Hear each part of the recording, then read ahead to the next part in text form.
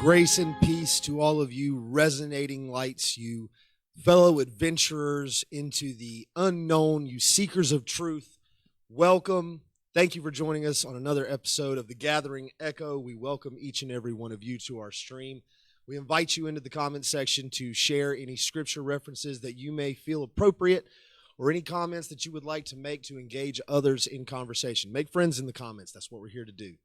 But we're also here to continue our discussion from Sunday, which had to do with how we see the world. Now, we put it in the phrase of, will you remain died? And that came from a conversation that we've been having over the last several weeks that originated with the writings of Marcus Aurelius in his Meditations, where as he was relating to the role and the title and the pressure and responsibility of being Caesar, of being emperor, he was self-aware enough. He was retreating into his own sanctuary enough to spend time with himself enough to warn himself, and that's really who it was intended for, because those meditations, as we've talked about, were private. He wrote those to himself. We're only now getting to enjoy the wisdom that he had. But he retreated into himself and warned us not to be Caesarified, not to be dyed purple. And that Tyrian purple we talked about came from the certain type of sea snail that you would get from Tyre and Lebanon, and the act of crushing those creatures and extracting from them this mucus that they would then dry out on the rocks until it became a fine powder, and then refine that into a dye that tens of thousands of them would only produce a gram or more at a time.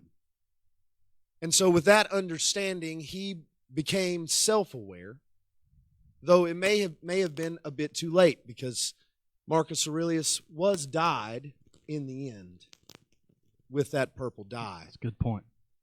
He talks about, when we talked about the movie Gladiator, when he's sharing his thoughts with Maximus, that he, out of 20 years, only 4 years of peace. And what that means is there was only 4 years to be at home, 4 years to be a father. And we see from the legacy that he left behind with his son Commodus, who was truly an evil man, dyed with every dark color that he could be dyed with, and ruled that way, and ruined that legacy.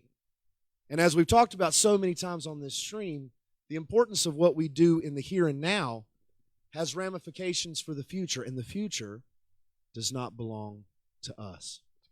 It belongs to our children. So whatever we shade our own world with automatically adds a shade to the way they see the world before they've ever been given an opportunity to shade it themselves, if they even would, if they knew a better way. And we ended Sunday's message or stream or discussion, however you want to phrase it, with a quote from Albarrán Cabrera. And I want to go back to it because it leads us into our discussion tonight, which is child vision, seeing the unseeable.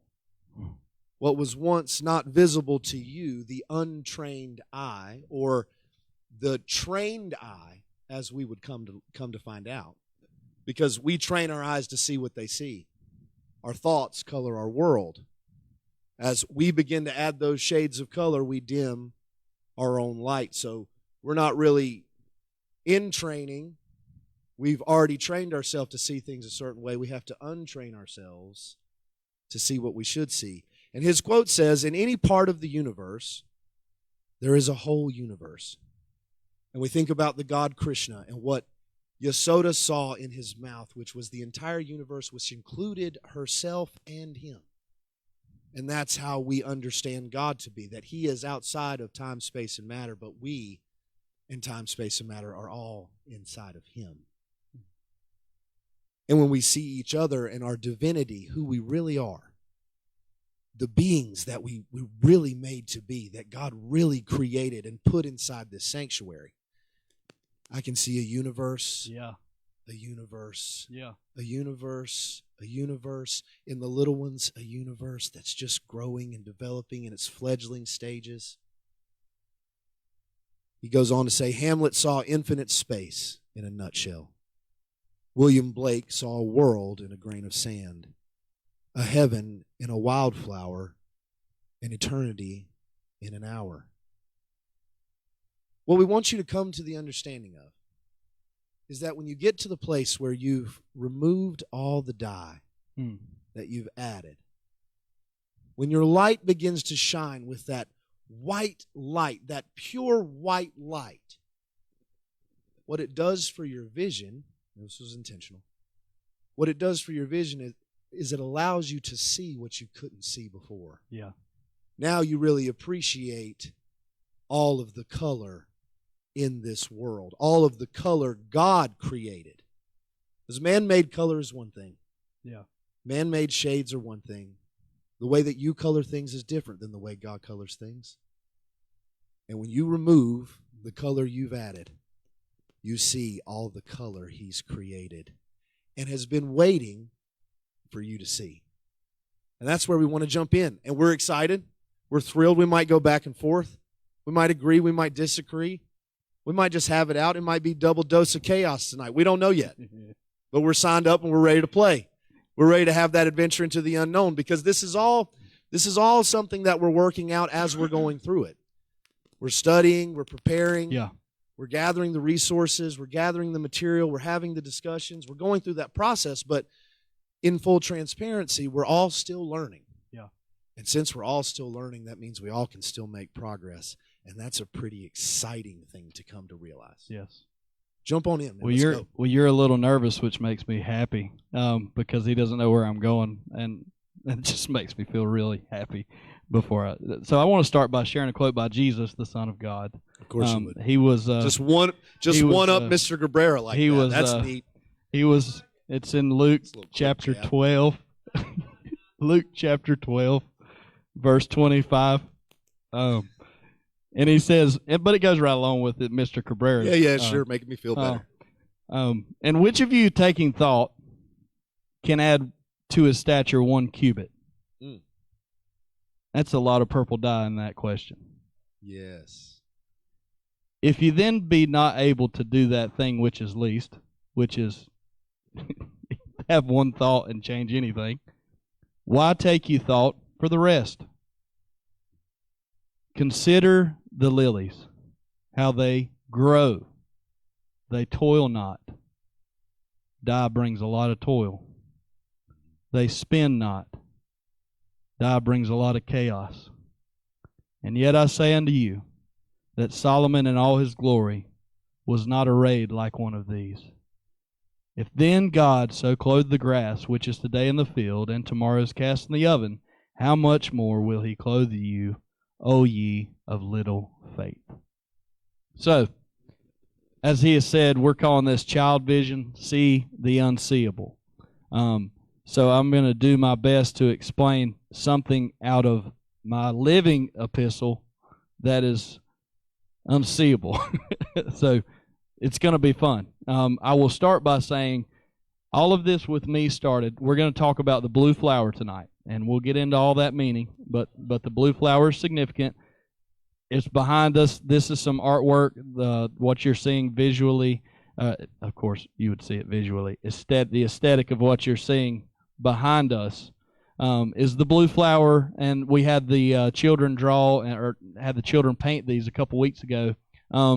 Not for this, but it just happened to be a fitting event to do it, because we're going to talk about the blue flower tonight and why this mystical thought has absolutely, I guess, possessed me. I like to use that word because it makes everybody nervous with me, with Josh. So now everybody's nervous. Because possession should not be just a negative thing. We are His possession. We are possessed by God Himself, by the Spirit of the living God. So let's rob that one from demonology and John Hagee. Anyway, Hagee. All right. So before Christmas, I was sitting there and I was thinking, how can I make a gift for a lot of people that I love here? And what I did was tried to draw or color. Yeah, I tried to draw a picture of Jonathan Wilson. And for those of you that don't know at home, Jonathan Wilson is a dear brother of ours that we lost going on 4 years now. Is it going on 4? Yeah, going on 4 years. And Jonathan Wilson was the purest human you could ever imagine. Without trying to explain who he is we could take the next 2 hours to explain who he is. But I still feel him very, very close in our ministry, and I feel his leadership personally, and I know Josh has experienced some of that.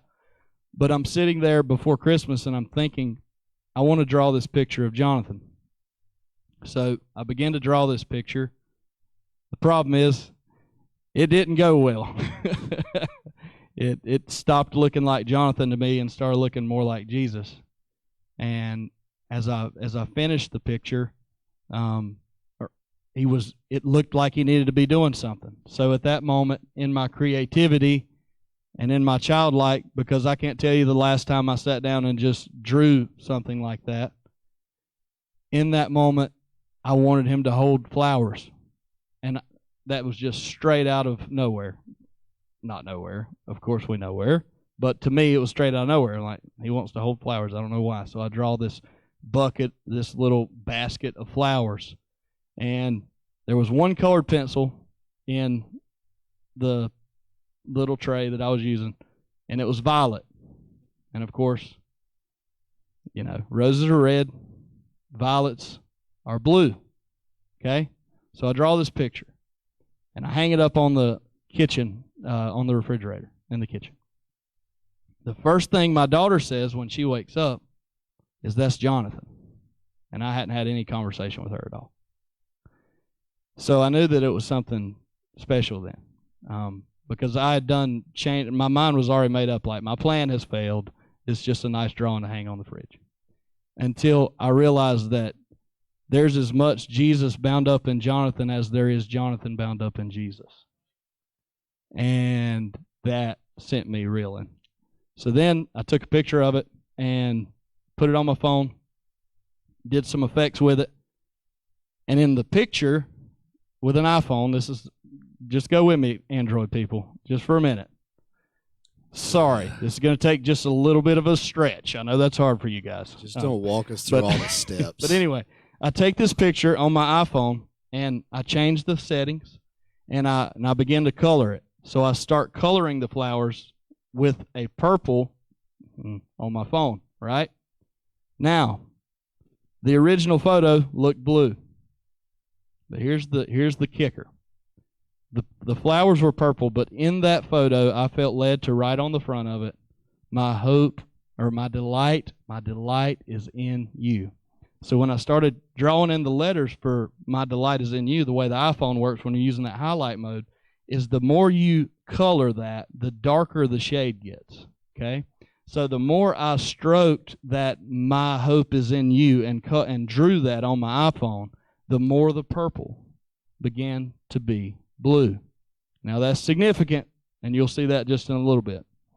So that's the first indication of a flower that I had this year. This is my life, so sorry if you're not interested. You need to get a life yourself. Have you ever You need to get a life yourself and have fun. Have you ever made the connection with Curtis's business, the slogan? Nope. And what you're saying, it's Curtis Kelly Wilson Lawn Care, so you can stop and smell the roses. Oh wow, no, I haven't. Yeah, no, I haven't. You were saying roses are red, violets are blue, and you felt led to draw flowers for some reason. I mean, there's a connection that goes so deep. Well, it just proves God in the relationship of a father and a son. Yeah. If God is revealing himself to you through the imagery that you're feeling led or pulled in a way to be drawn to, which we're going to talk about. Right. That pull and that longing. Yes. For something that you don't really know that you can grasp. Right. When you talk about drawing that picture, you have this plan in mind, and then by the time you're done drawing it, you feel like you've failed to meet the objective. Like you didn't accomplish it. So that's an unrealized thing, something you were longing for, but it's unrealized, or you feel like it's unattainable. But then God shows because you tried. Yeah. Because you had him in mind. And because he and I are now one again. Whew. Yeah. There is as much me in him as there is him in me. Yeah. Because he's returned back to where he came from. Right.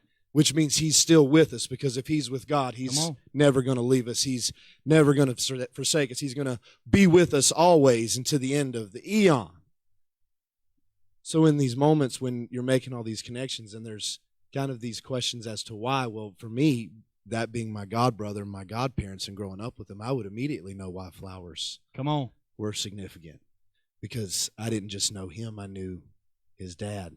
I grew up, that was dad number 2, Right. mom number 2. That's where I stayed. That's where we pitched a tent and we played in the creek and we did those things. So for me, that's so significant and touches me in a way that, you weren't prepared for, because you hadn't even you didn't even make that connection. And that's just that's how real things can be. So, it's sometimes when you talk about these stories, or we get into these anecdotal experiences, it seems like it's the furthest thing away from what you would do. I mean, I would never attempt that, because I would fail at it miserably. Or maybe you wouldn't. Or maybe I wouldn't.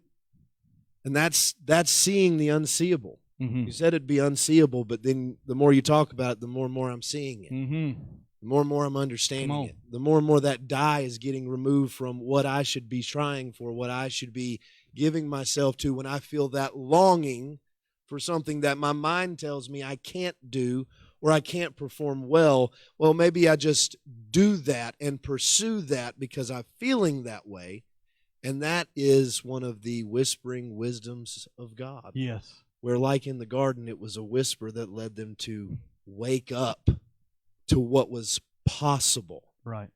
All the potential that was in front of them. Well, maybe these moments of doing these things that are out of the box, or that we don't know if we're going to succeed or fail at, is exactly the moment God is giving you to show you what exactly is possible and all the connections it's about to make. That's everything a kid does is the first thing he does ever. That's true. So of course, that's the problem, is we stop trying. We stop trying to do anything that we have no point of reference for, and we build all of our life on our probabilities of the references that we have. And we start mathematically equating that if I take this risk, it's going to go the way this has went. A kid doesn't think that way. A kid walks into an experience without any prerequisite experience, without any past experience, without any predetermined thought or fear. Anyway, so no preconceived notions. Yeah, thank you so much for that. You're so welcome. It was so great. Struggle all you want. I got you. Hey, I am thankful for my brother tonight. I will say, we joke and we have fun, but there is a love between all of us that I can't even put into words, and I don't want a second to pass where anyone would think any different. So sometimes you may think that we're just being hard on each other, and it's not. We're more like kids trying to pick around and mess around on the playground, fight and everything else, and have fun. So anyway, stop and smell the roses. Stop and smell the roses. So we could have the time to stop and smell the roses. So that's what we're doing tonight. Stop and smell the roses. Right. What did Jesus say? Consider the lilies. Imagine this, just on that. I'm sorry to jump in. It's I'm sorry. okay. But if you see something and you've seen it your whole life a certain way, and then you see it all over again and it looks completely different to you, if that one sense can be changed, then imagine what the other 4 senses will do. Oh, I gotta read that. It's not just a sight thing. It affects everything. You see these signs, wonders, and miracles, the impossible happening. Mm-hmm. We've read about them. We've talked about them. And the statement is what? Greater works. Yeah. Greater works. Perhaps if we correct our vision, yeah, and we start seeing things as we should see them, then maybe the scent of things also changes. The touch of things also changes. The hearing of things also changes. Like and your world completely changes. And the kingdoms of this world truly become, or already are, the kingdoms of God. Because there's a kingdom within you. Right. Well, we're a city. Yes. We're a collection of cities. We're predicated on the notion that we are the kingdom of God. We are the body of God. He is the head and we are the body. Yes. Fully functioning in every form, in every way, shape, and form. So when you have that type of connectivity, that type of community, and all of us are seeing, smelling, touching, tasting, and seeing that it's all good, then we really are living as God lived in the beginning of Genesis, where all things that are being manifested, all things that are being born into this world, all life that is growing, forming, living, and breathing, it's all good, baby. All of it. Man, that's so like that. It's a provocative thought. But it's like, man, we don't even use our five senses that were given in a biological sense the way we could. So do you know what synesthesia is? Well, let's talk Does about anyone know what synesthesia is? Those of you at home, do you know what synesthesia is? Am I saying that right? Synesthesia? Can I see the word? Can you spell it? Use it in a sentence. I wrote it. I feel like this is a spelling. Here you go. Synesthesia. Synesthesia? Yeah, I think that's all right. Thank Jesus. Thank you, Father. All right. So synesthesia is when your brain routes sensory info through multiple unrelated senses, causing you to experience more than one sense simultaneously. So see, the smarter people of the world that write these books, they've already come to some of these conclusions. But we got there a different way. Right. We got there through the vehicle of the Bible. Right. And believing in God. So these unknowable things, unless you follow this course of academia, have now become known to all of us. We didn't have to go through the rigmarole that they had to go through to get there. And it's not by earning or by works. It's by faith. So that's the knowledge of God. That's how we're being made perfected. That's how it's possible to know all things, because we're connected to the Creator of all things. It's pretty neat. Yeah, man, it's fun. It's going to get weirder. It's getting weirder. Of course it will. You're AJ Moses. So when I got to work after the first of the year, first day back at work, I get to work, or maybe this was Christmas. I'm sorry. This was Christmas. So I started this journal for 2024, but it was a Christmas gift at work. So one of my friends at work got me a journal, and on this journal, after I'm already feeling all this flower stuff from Jonathan, there is a helm, like a ship helm. And on this helm is an encasing in flowers. There's flowers all the way around the helm. At the center of it, all the way around it.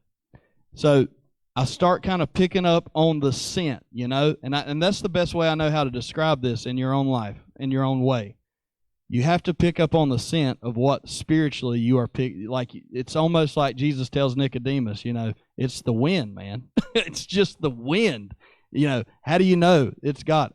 Well, sometimes it's just the wind. Are the leaves are the leaves moving in the trees? Okay, go that direction. So that's what I was doing.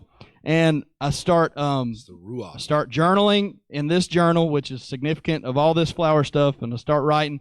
So then I'm sitting in PD, product development, in my work, and I happen to be just sitting for a moment with someone, and he's a dear friend of mine, and we happen to just look up, and in PD there's this big computer screen that they use to make drawings. So they take, furniture stuff.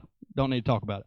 There's this big screen, all right? On this screen was a screensaver that's like a Microsoft screensaver. On this Microsoft screensaver, what it was a picture of a mountain with pink flowers all over it, all right? So my friend sitting beside him, he says, that looks like the flowers that are on this certain mountain. It's called Roan Mountain.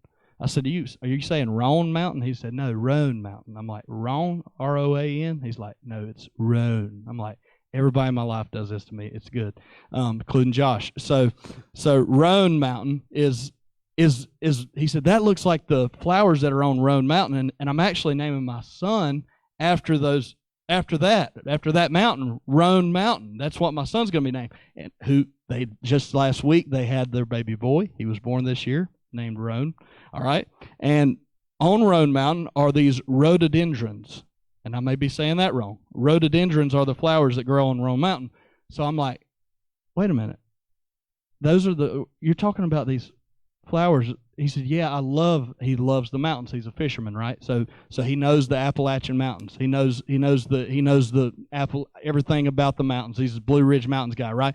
So we click on the screen, and it's a picture of the Roan Mountain. I mean, it is the place that he's naming his son after. And he's just sitting there beside me like, how did this happen? I'm like, you're sitting beside me, baby. Of course it happened. It always happens. We're picking up on something.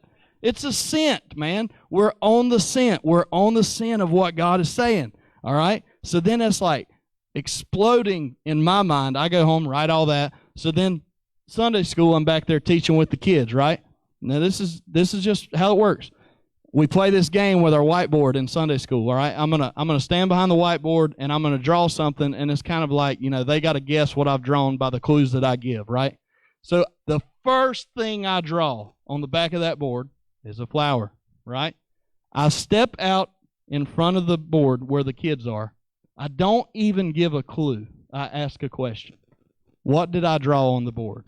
The youngest child in the room was Credence, and she didn't even hesitate. She said, "You drew a flower." And Melody said, "You know why she said that? Because that's all she ever draws is flowers." Melody was just jealous. You see how that die is already starting? That die starts at an early age. Credence, the youngest one, knew exactly what I drew. You drew a flower. Why did she know that? Because she picks up on the scent. It's childlike, man. All right, so I'm finishing the book that I've been reading for 2 months, okay? I finished the book. On the last page of the book, the last few pages, I don't finish it. I'm almost done. I have a couple pages left. For Christmas, Josh surprises me with a gift that's called Surprised by Joy, which is the autobiography of C.S. Lewis, which Bishop Kello has been talking about for years on end. He loves C.S. Lewis. So Josh gives me this book, and I go home and I finish my book, the last 4 pages, and she ends, which has been my favorite book in my life, she ends this book with the lines from C.S. Lewis, Surprised by Joy, that's talking about the blue flower. And I said, all right, Jesus, I got it. I got it. And he said, they ain't going to believe you. I said, I don't care, Lord.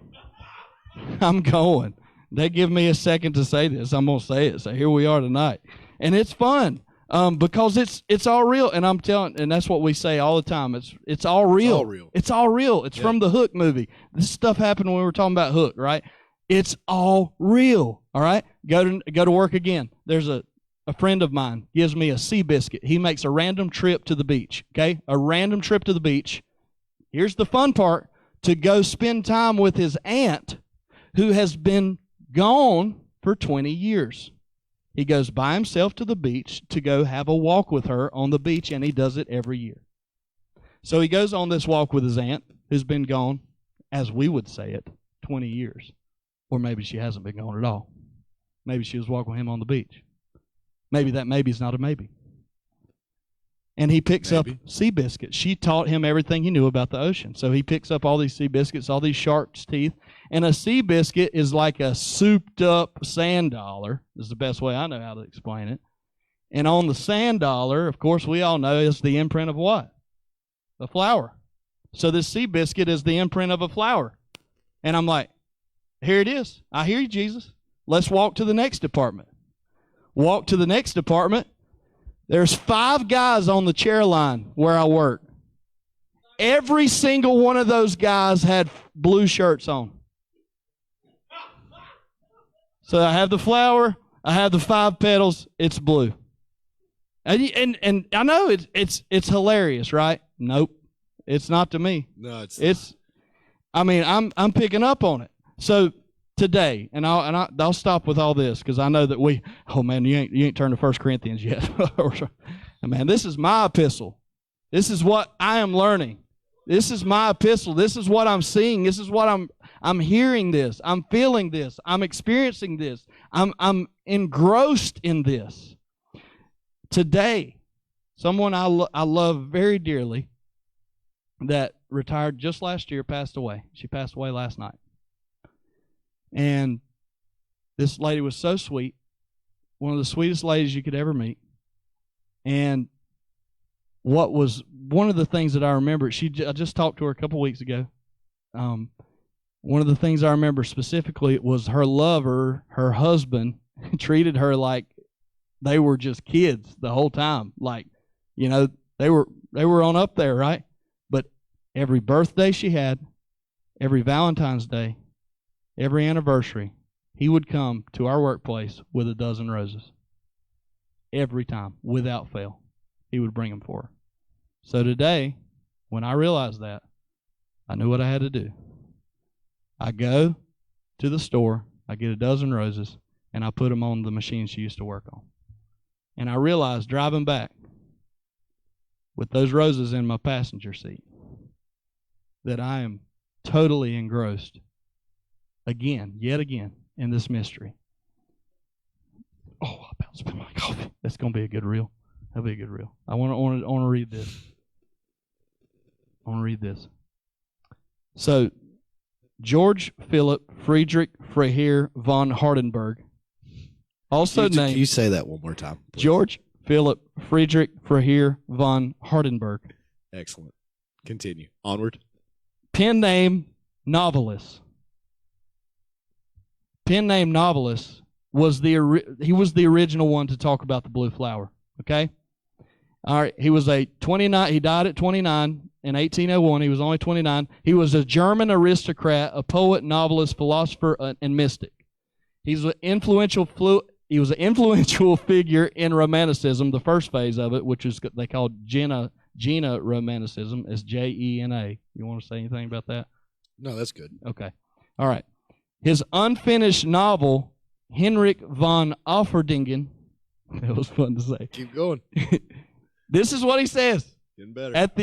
At the beginning of the novel, Henrik asks this. Oh, man. And this is what I thought about when I had those dozen roses in my car, my Jeep. In the world which hitherto I have lived, who would trouble himself with a flower? In the world which hitherto I have lived, who would trouble himself with a flower? That's the longing that we talk about. Why don't you give us the definition of longing here with the blue flower? Oh, so there's C.S. Lewis in his writings refers to the Sehnsucht, which is a German word that means longing or desire, yearning or a craving. It's descriptive in psychological circles of the thoughts and feelings about all facets of life that are unfinished or imperfect. Then it's paired with a yearning for an ideal alternative experience. So you get into kind of this understanding, and it's these life longings are truly a craving for adventure, a call to the unknown, and that's echoed all throughout the stories in the Bible and through the archetypes for all time. Often defined as an intense desires for ideal states of being that are seemingly remote or unattainable on the outset of the adventure. However, there are whispers of one's true identity to be heard by the individual that wake them up to the truth of what is possible, and not just possible, but plausible. They're awoken to their pathway forward instead of focusing on where they've been or are too afraid to try to go or pursue. I wrote this earlier today, so it's killing me that we're so on point. I thought this was going to be more of like, what are you talking about? Tell you. Yeah, well. I tried to tell you. There is this juxtaposition of their pursuit for meaning and purpose found in their true identity with their struggle to cope with losses and unrealizable wishes that's colored their thoughts and shaded their world in a false identity and therefore a false reality. Wow. Now, another word to contrast with this Sehnsucht is Fernweh, F-E-R-N-W-E-H. These are both German words. And instead of like Sehnsucht, the longing for something that you love, you want to have, you want to love, you want to have in that way, Fernweh describes the feeling of longing for a place you've never been to. Come on. Here we go. So you put these two together, and with the Sehnsucht, first you pursue what you love. And for all of us as beings, what we want is a relationship with our Creator. Correct. That's what we're all driven towards. That's why the biggest question that still exists among human beings today is there really a God? Right. Because that's really the longing in every single being that is existing in the present time right now. And that has been the longing for all time since the existence of all of us. Right. So first you begin with this longing for something that you love, and that leads you to this longing for a place that you've never been to. Mm-hmm. See, Abraham wasn't necessarily called into the unknown because it was a longing for a place he had never been to. Abram was perfectly content in his dad's house. Right. And probably would have died there. But there was this longing to have relationship, this longing to know God, this longing for the love that God is. Whether he realized that in the very beginning or not, we know the relationship with God and Abraham and how tight they got. Right. So you can see the evidence of that pursuit in his lifetime. He's called into the unknown, but what you see Abraham doing towards the end of his life is a longing for a place he's not yet been to. Mm-hmm. And that place that he had not yet been to was becoming a biological father. There's a longing for that place, a longing for that fatherhood. And he got there by first longing for love. Mm-hmm. And then we begin to long for a place that we haven't been to. See, love awaits for us. Adventure awaits us, if only we would. Mm-hmm. Oftentimes, it's necessary to feel your dissatisfaction and even grieve your limited ability in the material world sensibilities. And that's in order to have everything you want before ultimately working to accept that which you've been made a steward of. So instead of focusing on what you don't have, you might actually benefit from practicing gratitude and contentment for what you do have, which is the opportunity to be more than the colors the material world seems to dye you in and categorize you by. C.S. Lewis described this Sehnsucht as an inconsolable longing in the human heart for which we know not what. That is God. To know the unknowable and find out he's been knowable all along. It's a haunting sense of a longing which Lewis said touched him throughout his life. It has elements of nostalgia and joy, but also intense awareness of missing something. Mm. He phrased it like this. This was so good when I read it today. That thing that's missing, he called it the golden echo. I about choked on a ginger mint. The golden echo. Here in this gathering, Echo, that's what we're longing for too. The golden echo that we all echo throughout eternity. To get back to the source. For alignment with the sacred. Come on. These stabs at joy and longing were pointing us towards something. Lewis posits that this is a sense of longing, or this sense of longing is hearkening toward a deeper spiritual world. Joy is distinct not only from pleasure in general, but even from aesthetic pleasure. Mm-hmm. Joy is something else entirely. Joy is arriving in that deeper spiritual world for as many moments as you can, for all the moments you have left here. Right. If you break it down into moments, you look at our time, you look at what we're promised, even if it's 120 years, even if we make it there, that's still 120 moments times however many opportunities you have throughout the course of every day, for every minute that goes by, Right. for every hour that goes by.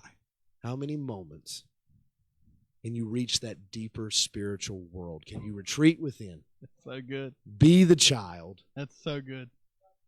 Find the love you're longing for and go to the places you've never been that you're longing to go to. If you were to ask a child if you could have those things, would you be happy? Would you be joyful? Their answer would be yes. Right. You mean I have love? I'm loved? I'm taken care of? Mom and Dad will always be there? Sweet. I can go wherever I want to go, even if we've never been there before. Even if we have to go through like airports, if we have to cross oceans, I can go. The kingdom is yours. Yeah, and the fullness thereof. That's Mufasa, man. That's Mufasa telling Simba, everywhere the light touches. Everywhere the light touches. So, Pastor Kevin, Bishop Kevin Kello, sent me a text yesterday. Just random text. No dialogue. Sin sooked. Sounds like him. A wistful, let's say it again. A wistful, I need to just open it up and read it. A wistful yearning. And that was all it was. No context. Exactly where we are. Right there. So, the very word. This is the blue flower. That is the word for the blue flower. Yeah. So what is the blue flower? The blue flower is, listen to this. Why don't you tell us about it? Inspiration. It represents inspiration, longing for beautiful, for the presently unattainable, what Josh just said, for that which is just beyond. Yes. Just beyond. Just beyond. It's just right beyond there. What? I don't know. It's your life. It's your life. I don't know what your just beyond is. I know what my just beyond is. I'm pushing that just beyond every day. It's just beyond how many shades of color you've put in front of your life. Come on. That's where just beyond is. That's good. And that's motivation, right? It's a fearful thing to work those things out. Come on. Right? It's not going to be an easy thing. It's going to be a hard thing. You have to tolerate a lot of hard truths to do that. But just beyond that moment that you remove that last shade, you're right there where you never thought you could ever be. All of the discounting yourself. All of the dyes of religion that tells you you're not good enough. You haven't earned enough. You haven't lived a good enough life. You don't follow enough rules. Right. Or the rules you follow aren't the rules I follow, so those aren't the rules that are going to make you good enough, where my rules make me good enough. Another shade. We're okay with this happening, but we're not okay with this happening. We're okay with this misstep, but we're not okay with that misstep. Right. You see the amount of color we've thrown on people with religion? Yeah. That they've had to wear that's colored their thoughts and then shaded their world and pushed what's just beyond those shades out of their own reach. It's a horrifying thing to imagine that you provided the color that they filled their shade with and slid in front of their light. With your doctrine, your dogma, your condemnation, your judgment, your rules, your regulations, your own convictions. Yeah. Things that you're convicted about. You made other people color their world with. Yes. When they didn't have to. Come on. You pushed the limitations of what they could achieve, what they could grasp because of that. And we have to be responsible for those things. That's why we try to be responsible with every stream and episode that we have, to be real, to be genuine. Right. To give you our sources, our resources, to ask you to pay attention enough, to comment in the stream, to perhaps educate us on something we get wrong or agree with us on things that we've gotten dead right. It's an opportunity for growth. There's a song by Nico. It's the name of the song is Jericho, and she uses so much beautiful language to describe herself as what we would perceive to be a divine type of being. And she gets to this part where it's a lyric in the song where she says, I don't need gravity. I just need growth. In other words, the rules and regulations of this material world that we're limited by, I don't need any of them. Correct. I just need to continue growing who I really am. Consider the lilies, how they grow. Right. Yes. How This is what I was they about grow. to tie back in. Is that's where that goes. Man, think about this. Consider the lilies, how they grow. Right. They neither toil. That's dye. That's the purple dye. That's anthropos. And they grow towards the core, Yes. down, and up. So they grow with gravity and away from it. Wow. Do they need gravity to grow? How wild! No. How wild was it to be with Jesus, man? I mean, they're talking about all this stuff. Like, what are we going to Even do? trees defy gravity and pull themselves toward the sun in a canopy. Yeah. When there's an opening, they Yeah. will grow to reach towards the sun. Yeah. So the material limitations, even on a tree, Yeah. are bendable when what you're reaching for is the very light of your universe, the Right. very light of all That's good. creation, the I very like it. light within yourself. I like it. There is no impossibility now. There are no rules and regulations to this game. The only thing that's required of you is that you show up as yourself, right. without dye, without any preconceived notions, Right. without any judgments, condemnations. That's the requirement. That's faith. That's faith. That is faith. That's faith. Oh my God! All right. Go. This is what Thomas Merton says. This Tell is us. one of my favorite things I've ever read in my whole life. We're reading all the favorite things. They're all my favorite things. They're all your favorite. This was my favorite. Gold star. Thomas Merton. Whoever seeks to catch him, speaking of Jesus, not the guy that you quoted at the first of it. Whoever seeks to catch him and hold him Jab number 2. loses him. I'm sorry. Noted. Sorry. I've been watching. You can't outquote Jesus, man. I've been trying. I've been watching too much Chappelle. I'm sorry. Waiting for this all week. Whosoever seeks to catch him, Jesus, and hold him, loses him. He is like the wind that blows where it pleases. You who love him must love him as arriving from where you do not know, and as going where you do not know.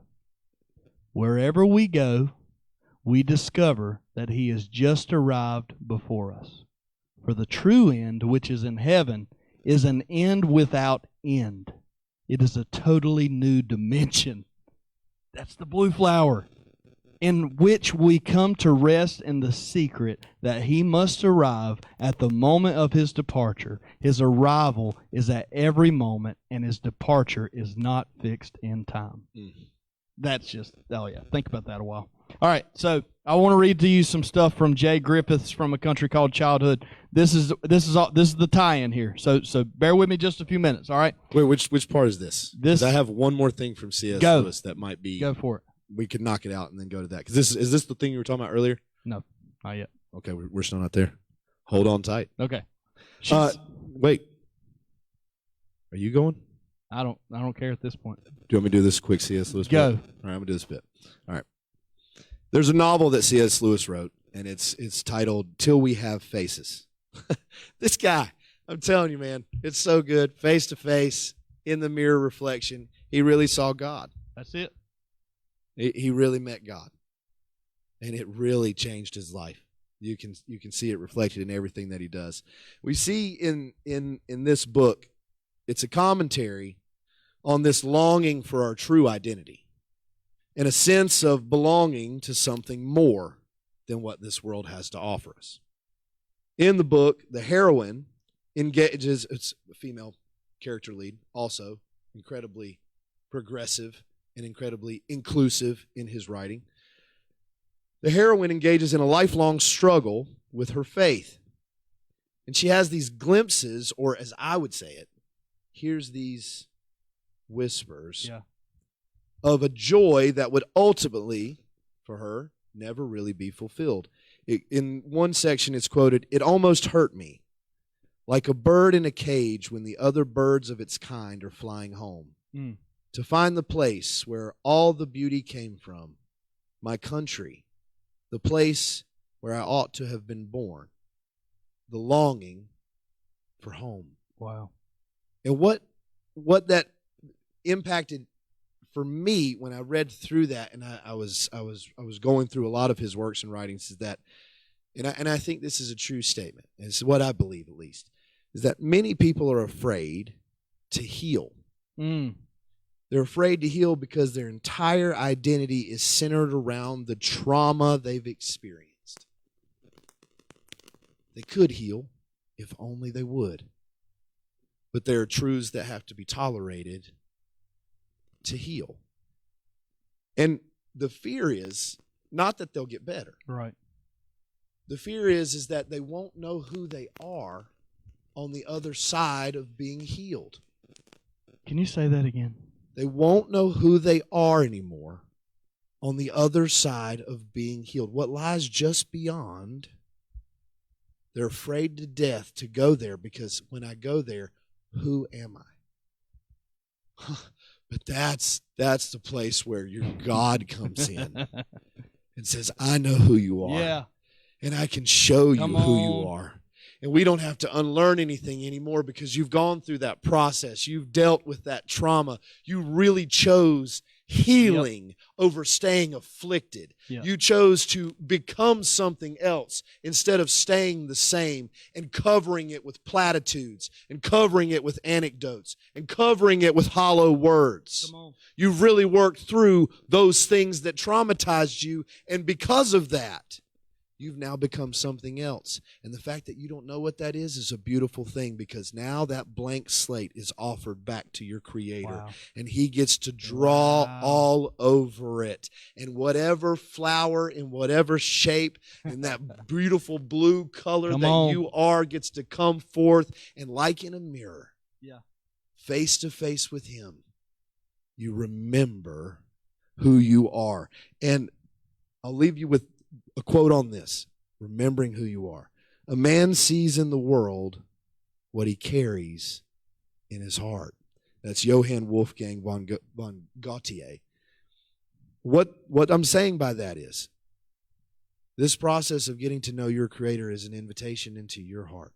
Right. It's an invitation into your inner sanctuary where you really are. And if you carry your Creator, if you carry the sacred in your heart, the world you will see will be the world He created, and not the world you're hiding away in. That's so good. You're no longer in the trees covered by leaves. You're in the presence of your Creator, covered in white wool linen, bright, fresh, pure and new, regenerated, the reincarnation again of God in this world. Wow. It's a beautiful thing to see. I got to drop a Damon Thompson quote here. Still not better than You Jesus. don't know what you like. You like what you know. What you're familiar with. You don't know what you like because you like what you know. It's when you get into the conversation of familiar spirits. Yeah. Things that you're driven to, things that you're familiar with. That means it's things that you're comfortable doing. Right. That's why an abusive, if you have an abusive upbringing, you know, you're drawn to that environment unintentionally. Or you're either drawn to it, which we see that in a little bit higher proportion, or it completely turns you the other way. Yeah. Now, yep, that's true. At the polar end of the other extreme is just as bad. Yep. Because now you're going to underdo everything. Yep. Because you've identified with what? Right. The trauma. That trauma has colored your world. You could be healed and remove that dye if you would, and that would make you better at what you already want to be better at. Yeah. But you feel like you can only be so much better because you had it rough coming up. Right. You had it this way. So you're doing the best you can, but if you had a better situation up front, you'd probably be better in this situation, and that's just not true. Right. Generational curses are broken for a reason. The pulling down of strongholds is not from weapons of war, the weapons that are carnal. They're right. But they're spiritual, with divine power. Mighty, possible. Mighty, possible. Not just possible, plausible. Yeah. It will be done. Not just can be, it will be if you will. Yeah. If you will. Yeah. That's always the question. Is if you will. Will you be healed? Think about those moments. There's that question that's asked, will you rise and walk? Will you be healed? Will you go back to that place? It's always a matter of choice. It's always a matter of choice. And that's what I think the beautiful part of this is you're willingly choosing to remove the dye that reveals to you who you really are, or maybe gets you to the place where, wow, I haven't been this close to my real self in so long, I don't really remember who I am, and have your meeting with God.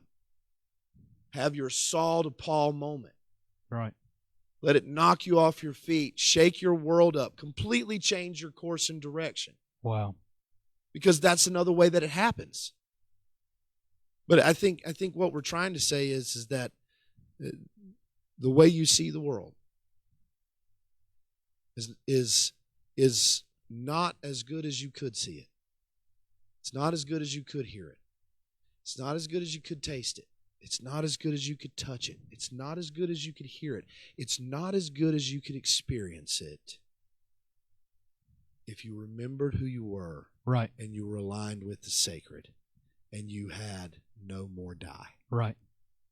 Jay Griffiths. I want to call her Jay Withers. I'm not sure, and I'm not sure why. But Jay Griffiths. I've quoted this. This is the last time I'll drop this book because I'm about to give you an earful right here.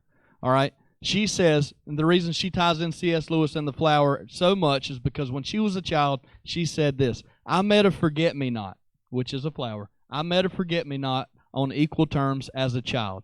We were introduced one afternoon in the garden. Its name was so understandable and so emotional, unlike its formal name, Mystosis. I was delirious for hours, finding that such a little thing, a child's flower if ever there was one, had a voice, and a loud one, a voice which demanded never to be forgotten. And with that came the connotations of forgetting, to refuse, to betray, to condemn. From that afternoon on, the act of remembering has been bound for the rest of my life faithfully to this tiny cherished flower. It was the ordinary and unforgotten symbol of the ordinary and unforgettable nature which surrounded me." All right. Now she writes this whole book and then winds up back on that flower. All right. So I'm cheating here. Good. This is great for you, those of you who hate reading. So listen.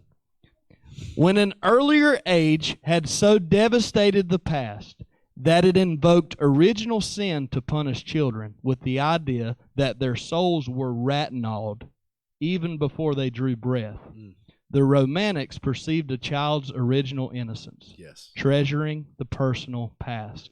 Not only is the recollection of childhood and the memory of its illuminated moments precious to the Romantics, but a very particular grief for the past yearns through their work in a torque of loss and a gyre of longing. Its color is blue. A.E. Housman wrote of the blue remembered hills, Hazlitt's sense of longing was provoked by blue hills, and Dylan Thomas wrote of the radiant, rainless, lazily rowdy, and sky-blue summers departed, while the enigmatic blue flower at the heart of Romanticism is for me the blue and unforgotten forget-me-not of my childhood. Novelist's hero, the medieval poet who I talked about, seeks the mysterious blue flower which awakes an inexpressible longing. And the blue flower became a romantic symbol of longing for whatever is unattainable by C.S. Lewis. He refers to the blue flower when he expresses the yearning which beauty evoked in him when he was 6. Nostalgia floods Peter Pan, while The Wind in the Willows, published in 1908, opens with a description of spring's spirit of divine discontent and longing. C.S. Lewis, whose childhood coincided with these milestones in children's literature, would write of the ever unsatisfiable desire as a longing for the longing. While when Schiller called the Romantics exiles pining for a homeland, he expressed their longing for belonging. That's good. Homesick for the childhood home, the kith as well as the kin. But more, the kindred spirits of the Romantics and children are exiles pining for a homeland in the mind, where dwelling means both thinking and inhabiting, in ways which the very young child, the poet, the artist, the dreamer, and the seer all understand. It is a habit of thinking which can really be registered only when it ceases to be the mind's sole habitation. It is a way of thinking which is both known and unknowable, impossible to find, impossible to ignore. That's so good. Both inwritten and indescribable. Its canticles are inaudible in the mind by twilight. The truant to light, playing double meanings of the paradox, longing to unite sight with insight. Listen, childhood itself is the quintessential Romanticism. and every child needs to be allowed to live in that state of grace. But wider society also needs the romance of childhood for its very creativity, requiring the reckless rapture of the pure figure, which is the eternal boy, or the eternal child within the culture, whose incandescence must be tended and attended to, so that its light can flare in the storyteller or dancer, so that the risk-taking, anarchic, and flame-like quality, the eternal return of the great romance of childhood, which exists within us all, can flame in a resurgent romantic revolution. The chill of our utilitarian age needs that fire. Though all adults need this, it is perhaps artists who most clearly express its presence. I'm going to do you a favor and jump to my favorite part. This is my favorite part. This is another favorite. Gold star.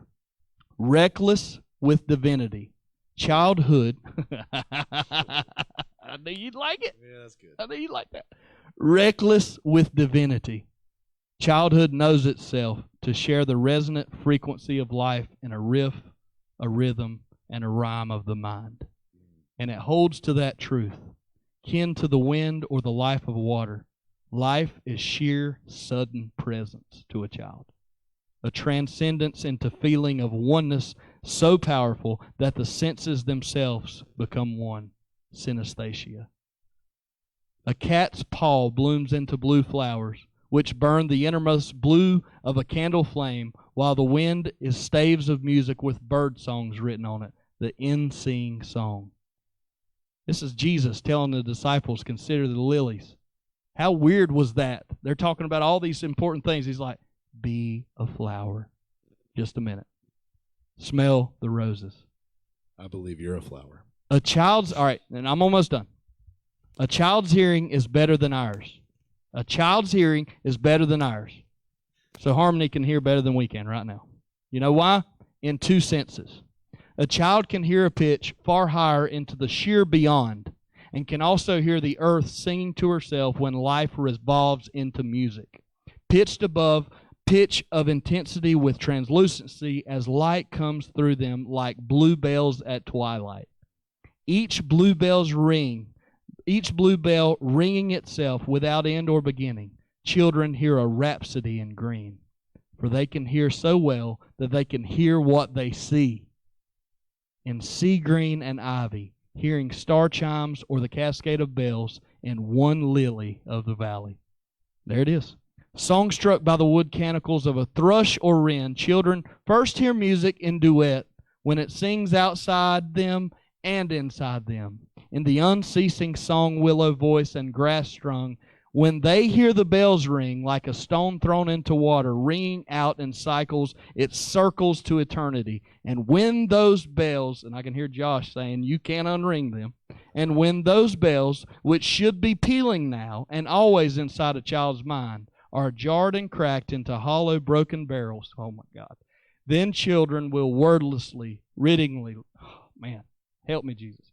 Wordlessly, riddingly, grief-struck as they try to remember the meaning of the blue flower, spoken in so many languages to name it the same, that speaking blue flower of childhood by which children are charged with a lifelong loyalty, never to forget this insight that life itself whispers to every listening child, forget me not.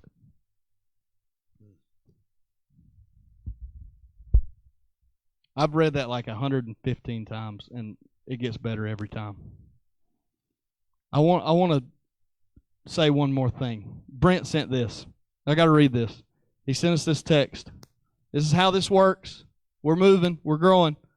He said the New Oxford Annotated Bible Commentary says for Luke 12, when Jesus said, consider the lilies, that it was most likely an Israeli anemone flower that Jesus was talking about. Guess what? It's purple. Not because it made itself purple. God did that. Wow. And then here we are full circle with Janethus, Jesus and Jonathan, holding the violet flowers. He's with us, guiding every step of the way.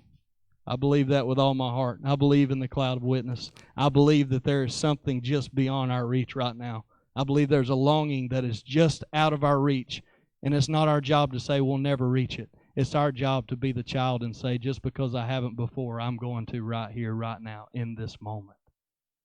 You got anything else you want to add? It's just that the question for all of us is, will you allow it to stay just out of reach? I can't sugarcoat it or make it seem like it's going to be an easy process. It'll be a difficult road, sometimes a lonely road. But you're never alone. Elijah proved that, or God proved that to Elijah enough for all of us to learn that lesson. The moment you think you are, well, he'll go show you a 700 where you're not. So stop talking and stop thinking that way. Stop coloring your world with that dye, Elijah. It's not good for you. Let me help you remove that.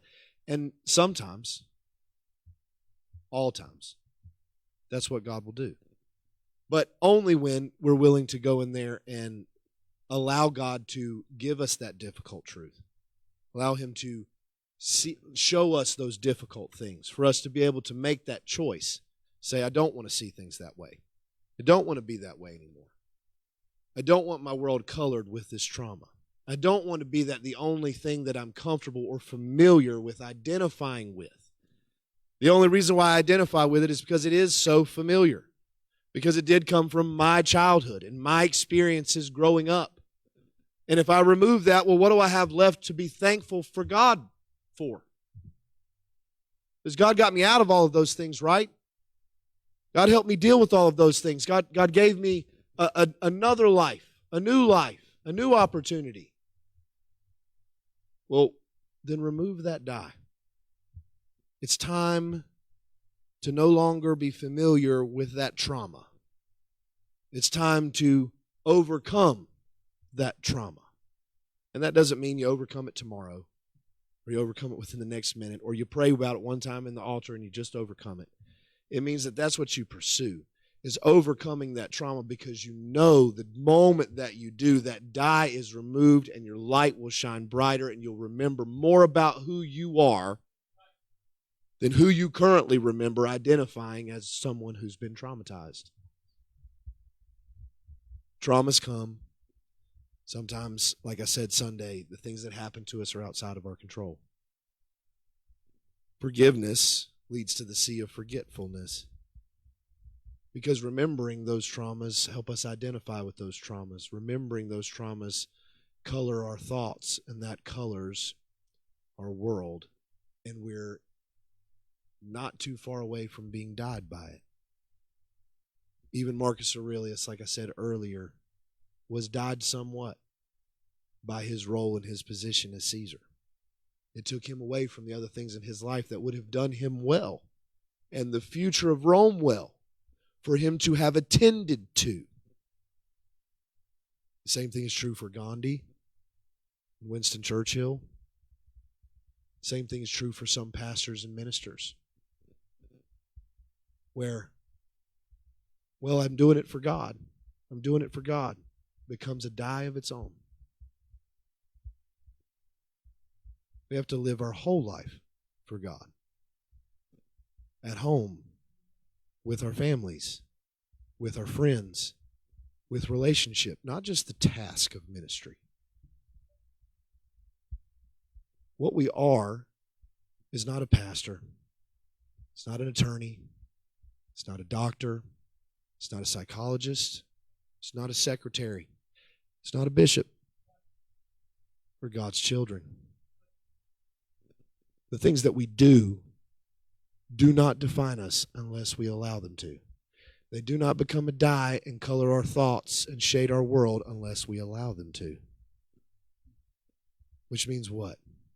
We each have the choice to say, will I allow this moment with God, this longing for a place that I've never been to, because I've come to experience God's love, and it's led me within myself, and it's led me to want to remember who I am. Will I allow those things to remain just outside of my reach? Or will I allow God to work with me and go through this fear and deal with this darkness and remove all dye so that I can shine white like my elder brother like the sacred in true alignment. How fitting to end this with what Kevin Gerganis gave us Sunday. And Kevin, I hope you're listening, because I Yes. did know that you had to dry out the mucus that was extracted and it had to be turned into a powder, but I was trying not to nerd out too hard. I wasn't wrong, Kevin. I just didn't say it. So I covered it tonight. So, dun-dun. How about that?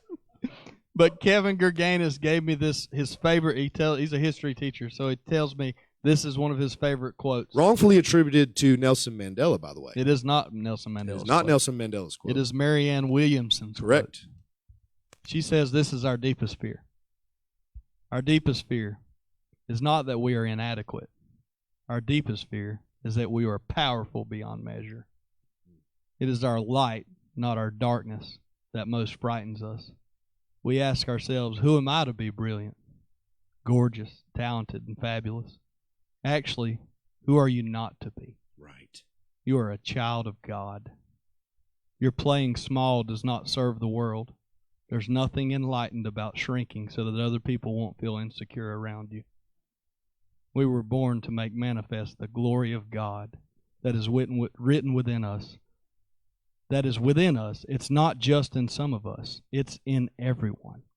And as we let our own light shine, we unconsciously give other people permission to do the same. Yes. As we are liberated from our own fear, our presence automatically liberates others. I don't think we could have said anything better. Oh, Kevin Gerganis got it. He dropped a bomb to end it. This is the Gathering Echo.